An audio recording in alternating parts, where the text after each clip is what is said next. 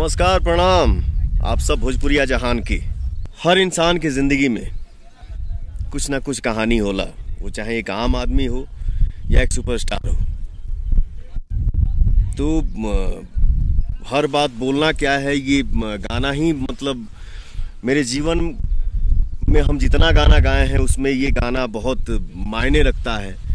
और सबसे खुशी मुझे ये मिलती है कि मैं भोजपुरी जहान के बीच में, हिंदुस्तान के किसी भी कोने में हम खड़े होकर अगर सैड सॉन्ग गाते हैं और हमारा समाज ताली बजा देता है, ये हमारे लिए सौभाग्य की बात है।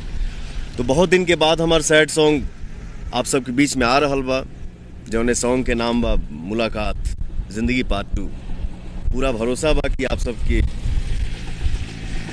ये गाना बहुत पसंद आई, और पसंद आई तो आप सब लाइक जरूर करब जा, कमेंट जरूर करब जा। जय हो।